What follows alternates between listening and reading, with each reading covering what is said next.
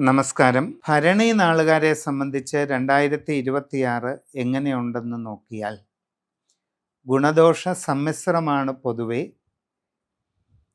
ഗുണങ്ങളും ദോഷങ്ങളും ഇടകലർന്ന സാമാന്യമായ അവസ്ഥയാണ് ഇപ്പോഴുള്ളത്.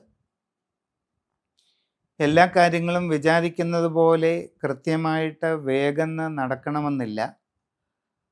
അപ്രതീക്ഷിതമായിട്ട് പല കാര്യങ്ങളിലും തടസ്സങ്ങളൊക്കെ ഉണ്ടാകാം. പുതിയ ജോലിക്ക് ശ്രമിക്കുന്നവർക്ക് ഒരല്പം കാലതാമസം ഉണ്ടാകാൻ സാധ്യതയുണ്ട്. നിങ്ങളുടെ പ്രവർത്തന രംഗത്ത് അത്ര അനുകൂലമല്ലാത്ത പല മാറ്റങ്ങളും ഉണ്ടായിത്തീരാനുള്ള സാധ്യതയാണ് ഉള്ളത്. സാമ്പത്തിക നഷ്ടങ്ങൾ അനുഭവപ്പെടാം.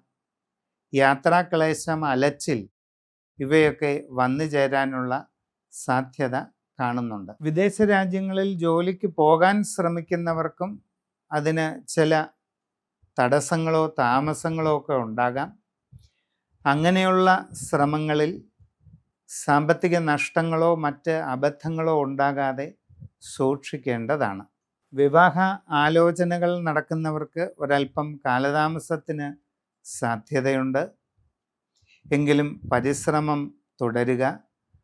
കച്ചവട രംഗത്ത് പ്രവർത്തിച്ചു കൊണ്ടിരിക്കുന്നവർക്ക് ഗുണദോഷ സമ്മിശ്രമായ സമയമാണ്. വളരെ നല്ലതുപോലെ പരിശ്രമിച്ച് മുമ്പോട്ട് പോകേണ്ടതാണ്.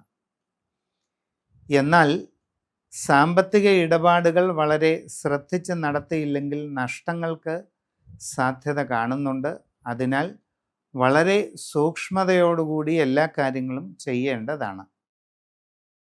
ആരോഗ്യകാര്യങ്ങളിൽ പ്രത്യേകം ശ്രദ്ധിക്കുക. ബന്ധങ്ങൾ നിലനിർത്തിക്കൊണ്ട് പോകുന്ന കാര്യത്തിലും കൂടുതൽ ശ്രദ്ധയോടുകൂടിയ പരിശ്രമം ആവശ്യമാണ്. നിങ്ങളുടെ സമഗ്രമായ രാശിചിന്ത ചെയ്യുന്നതിലൂടെ വസ്തുതകൾ അറിഞ്ഞ് ഉചിതമായ പ്രതിവിധികൾ കണ്ടെത്തി ചെയ്യുന്നതായാൽ ഈ വർഷം നിങ്ങൾക്ക് എല്ലാ രീതിയിലുമുള്ള പുരോഗതിയും നേടിയെടുക്കാനായിട്ട് സാധിക്കുന്നതാണ്.